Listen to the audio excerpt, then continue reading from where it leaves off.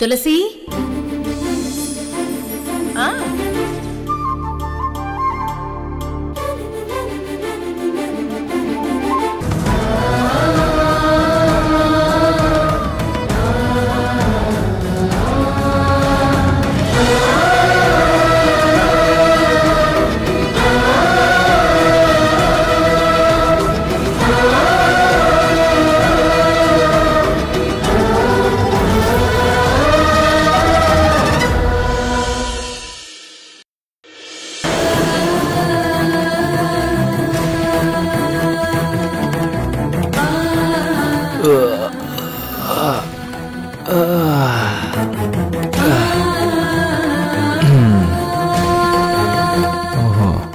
రాత్రంతా గట్టిగానే ఆలోచించినట్టుంది.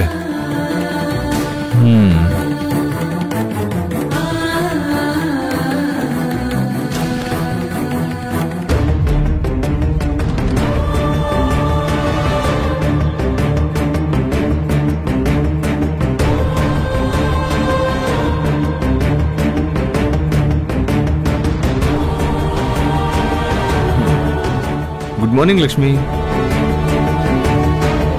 నేను ఇంత ప్రేమగా నీ గుడ్ మార్నింగ్ చెప్తే నువ్వు తిరిగి చెప్పవేంటి? అయినా నువ్వు నాకు చెప్పాల్సింది గుడ్ మార్నింగ్ కాదు, గుడ్ న్యూస్. మరి చెప్తావా? నేను నీ నుంచి ఏదైతే కోరానో దానికి నువ్వు ఒప్పుకున్నట్టే కదా? ఏంటి లక్ష్మి, అదేదో నాతో మాట్లాడమే ఇష్టం లేనట్టు అలా ఉన్నావేంటి? నీ గర్భసంచి తీసేయడానికి నువ్వు ఒప్పుకున్నట్టే కదా? ఒప్పుకుంటున్నాను ఒప్పుకుంటున్నాను ఒప్పుకుంటున్నాను.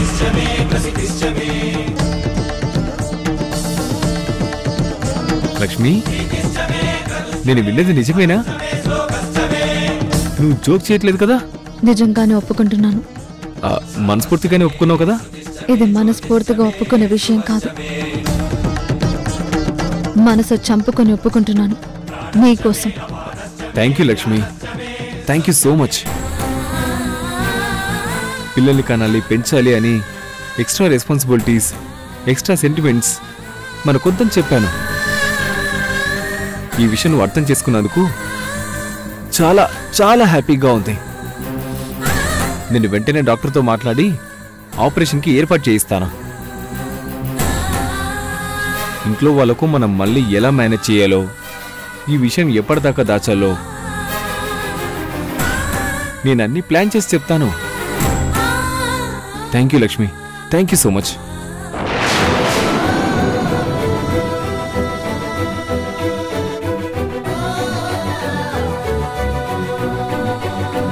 నువ్వు ఇలాంటి ఒక సైకోకి పిల్లల్ని కనివ్వడం కంటే నేను ఎప్పటికీ అమ్మని కాకుండా మిగిలిపోవడమే మంచిది. అందుకే ఈ నిర్ణయం తీసుకున్నాను.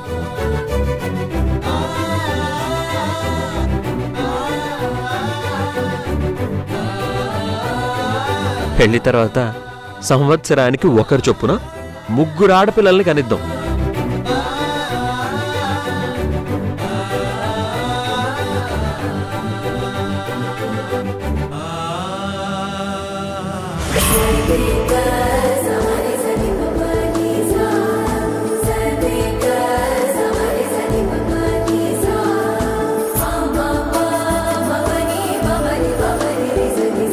లక్ష్మి, ఏం ఆలోచిస్తున్నావు?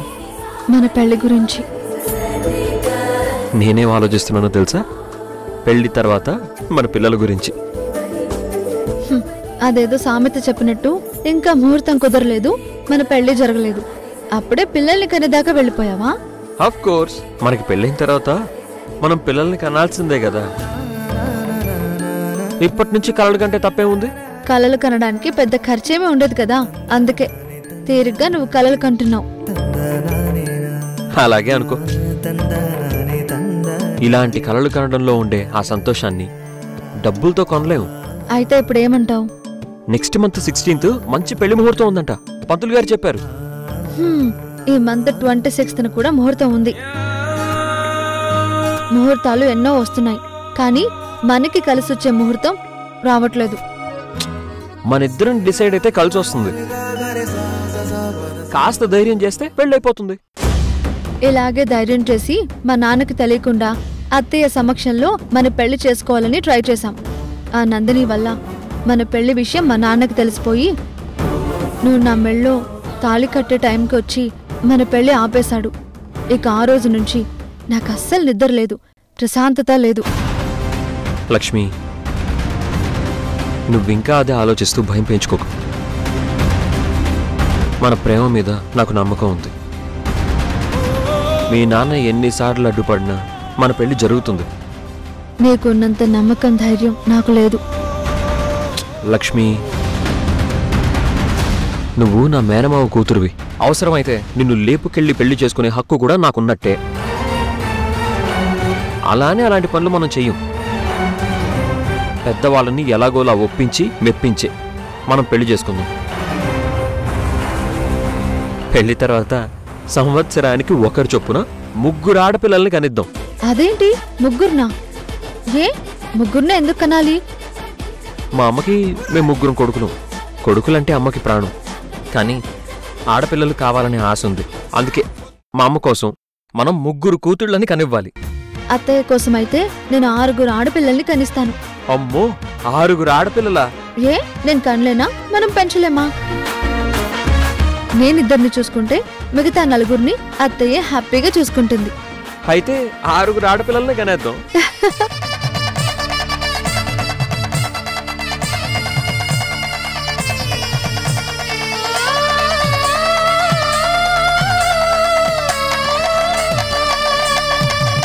నిన్ను నూరేళ్ల సావాసం స్వర్గమవ్వాలి వనవాసం.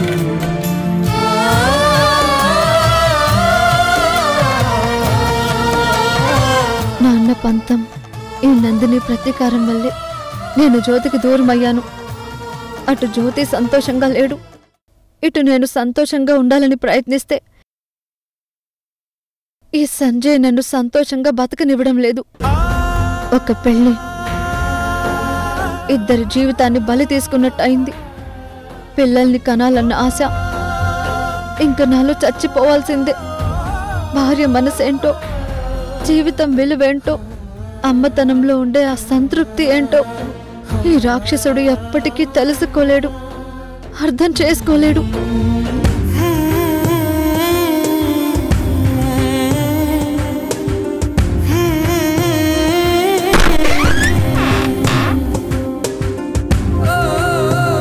లక్ష్మి, ఏమైందమ్మా? ఏం లేదత్తయ్య. అంత డల్గా ఉన్నావు, ఏమీ లేదంటున్నావేంటి లక్ష్మి? అదే నాకు రాత్రి నిద్ర పట్టలేదు, అందుకే మీకు అలా కనిపిస్తున్నాను. లక్ష్మి, రాత్రి నిద్ర పట్టకపోతే నన్ను పిలవాల్సింది కదా. ఇలా వేడివేడి పాలు తీసుకొచ్చి ఇచ్చేదాన్ని కదా. ఆ టైంలో మిమ్మల్ని ఎందుకు ఇబ్బంది పెట్టాలని పిలవలేదత్తయ్య. అంతేనా? వేరే కారణం ఏమైనా ఉందా? వేరే కారణం ఏం లేదత్తయ్య. లక్ష్మి, నువ్వు వట్టి మనిషివైతే నేనెంత కంగారు పడేదాన్ని కాదు. మరి కొద్ది రోజుల్లో నువ్వు పండంటి బిడ్డని మా చేతుల్లో పెట్టబోతున్నావు. అలాంటి నువ్వు టైంకి ఫుడ్ తీసుకోవాలి, డాక్టర్ రాసిచ్చిన టాబ్లెట్స్ అన్నీ వేసుకోవాలి. టైంకి తినడమే ముఖ్యం కాదు, టైంకి నిద్రపోవటం కూడా చాలా ముఖ్యం. నన్ను క్షమించండి అత్తయ్య. అరే, దీనికి నువ్వెందుకు క్షమాపణ చెప్తున్నావు? జాగ్రత్తలు పాటిస్తాను అత్తయ్య అంటే సరిపోతుంది కదా. ముందు ఈ పాలు తాగు. ఈ రోజు నుంచైనా టైంకి అన్నీ పాటించు. నీకేదైనా ఒంట్లో నలతగా అనిపిస్తే నాతో చెప్పు. నన్ను అత్తగా కాదు, ఒక అమ్మలా చూడాలి. బిడ్డగా అమ్మ దగ్గర చెప్పుకోలేని సమస్య అంటూ ఉండదు కదా.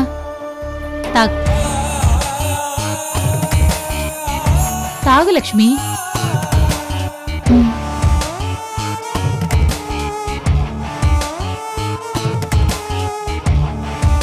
నేనిప్పుడే వస్తాను, తాగుతూ ఉండు.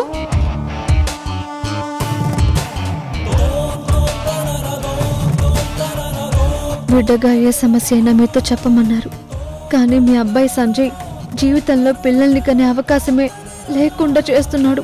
నన్ను క్షమించండి అత్తయ్య.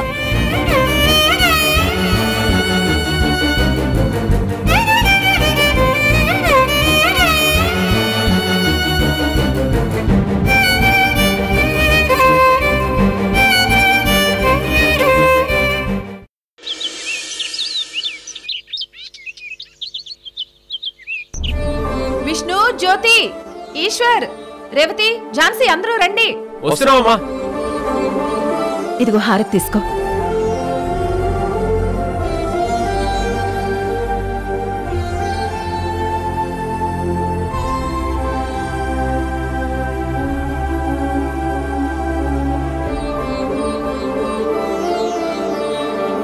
మిమ్మల్ని ఇలా చూస్తుంటే చాలా సంతోషంగా ఉందిరా. నా కళ్ళ ముందు మీరెప్పుడు ఇలాగే సంతోషంగా ఉండాలిరా. పుట్టుకతో అన్నదమ్ములు, పెరిగాక దాయాదులు అన్న మాట ఉందిరా. అది మీ అన్నదమ్ముల మధ్య రాకూడదు. ఎంత ఎదిగినా, మీరు ఏ స్థాయిల్లో ఉన్నా కూడా మీ ముగ్గురి మధ్య ఎలాంటి విభేదాలు రాకూడదు. ఎప్పటికీ విడిపోకూడదు. నిండు నూరేళ్లు కలిసిమెలిసి ఉండాలి.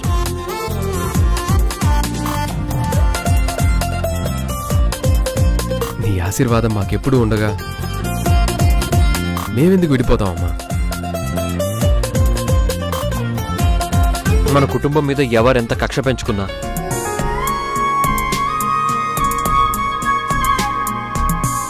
ఓరో లేనితనంతో ఎందరి కళ్ళు కీడు కోరుకున్నా,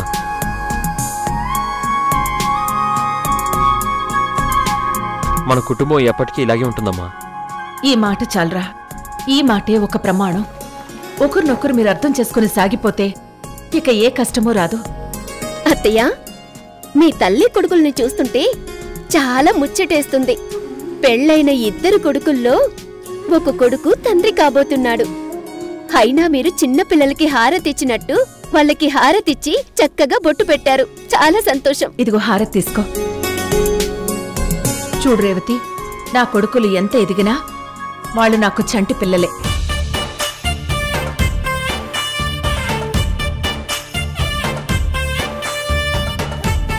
అవునమ్మా, నువ్వు మమ్మల్ని ఎప్పటికీ అలాగే చూస్తావు.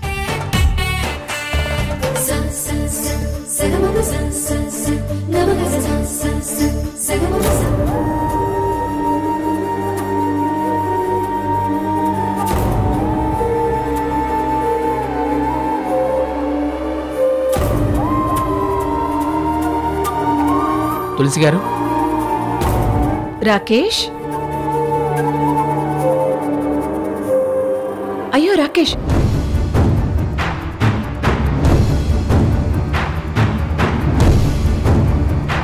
రాకేష్ లే, పైకి లే. ఏంటిది? వయసులో నాకంటే చాలా చిన్నవారు.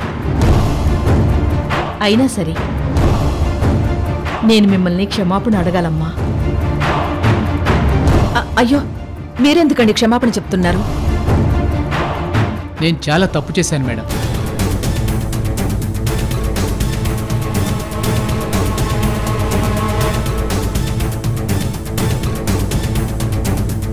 అవసరాల కోసం ఆ నందిని చూపిన ఆశకు లొంగిపోయి ఆమెతో చేతులు కలిపాను. అది క్షమించరాని తప్పే.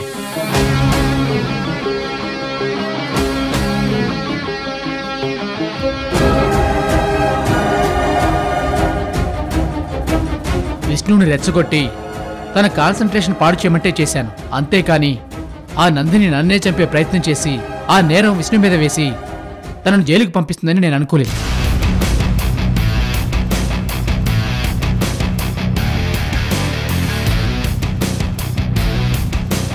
ఏ సంబంధం లేకపోయినా నా బిడ్డని చాలా పెద్ద ప్రమాదం నుంచి కాపాడి ప్రాణాలు పోసావు. కానీ నువ్వు హాస్పిటల్కి వచ్చినప్పుడు నీ మనసు నొచ్చుకునేలా మాట్లాడాను. ఇంక నా బిడ్డ ఏ తప్పు చేయడమ్మా, వాడికి బుద్ధొచ్చింది.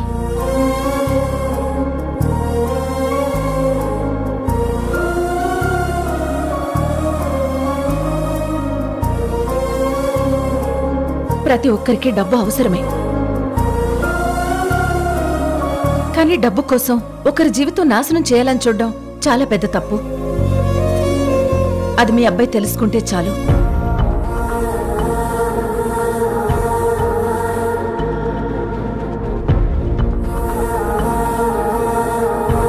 నా ప్రాణాలే మీరు కాపాడారు. ఇక ముందు కూడా నేను అలా ప్రవర్తిస్తే ఈ ప్రాణాలకే అర్థం లేదు.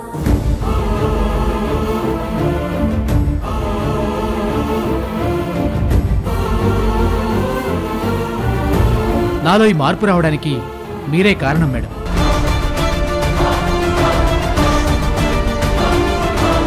రాకేష్, నువ్వు బాగా చదువుకున్నవాడివి, కష్టపడి ర్యాంకు సంపాదించావు.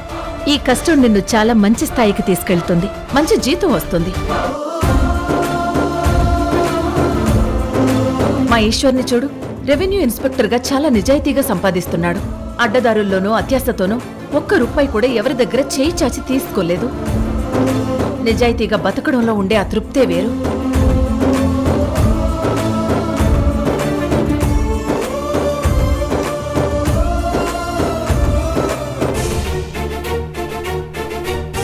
లంచం తీసుకోమని నేను ఈశ్వర్ని ప్రిపేర్ చేస్తుంటే ఈవిడ గారు అందరి ముందు ఈశ్వర్ని పొగుడుతూ ఇంకా సిన్సియర్ ఆఫీసర్గా మార్చేస్తుంది.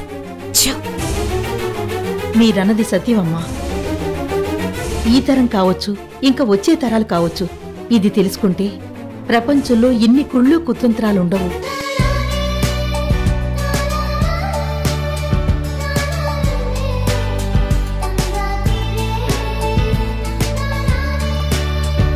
ఈ క్షణం మీరు మాకు దైవంలా కనిపిస్తున్నారమ్మా. దైవం మానుష్య రూపేణ. ప్రతి ఒక్కరిలోనూ దైవం ఉంటుంది. అది తెలుసుకుంటే మనం తప్పు చేయలేము. మరి మేము బయలుదేరుతాం. అలాగే. బ్రో, ఐఎమ్ సారీ నీ మీద చేయి చేసుకున్నందుకు. సారీ అమ్మా, నీ గురించి తప్పుగా మాట్లాడినందుకు. మార్పు వచ్చిందన్నారు కదా, ఇక ఇలా క్షమాపణలు చెప్పాల్సిన అవసరం రాదు. ఎప్పటికీ రాదమ్మా. ఉంటాను మేడం. ఉంటానమ్మా. మంచిది.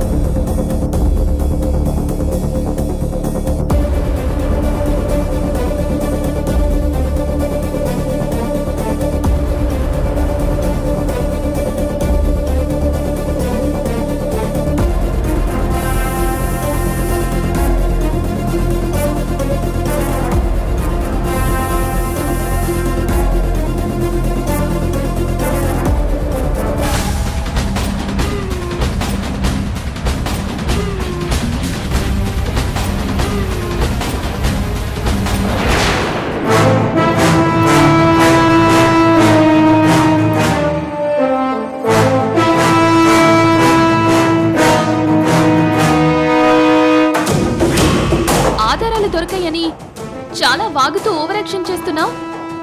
నేనంతా విన్నాను.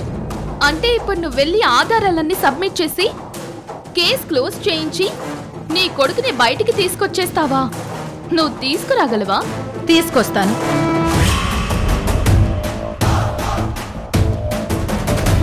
ఎస్ఐ గారు, మా నందిని ఏ నేరం చేయలేదండి. ప్రూవ్ అయ్యాక మీరు ఏం చెప్పాలనుకున్నా ఈ అరెస్ట్ను ఆపలేము సార్.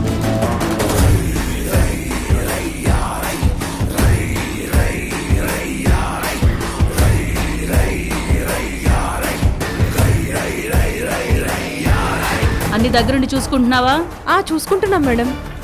ఏయ్, అందరూ ఒళ్ళొచ్చి పని చేయాలి. సాయంత్రం 5 ఇవన్నీ క్లీన్ అయిపోవాలి. అలాగే మేడం.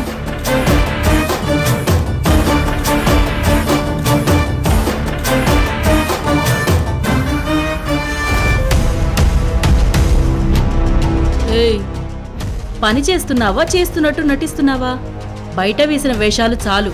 ఇక్కడ వేస్తే జైలర్ గారికి చెప్పి తాట తీయిస్తా. చేస్తాను మేడం, పని చేస్తాను.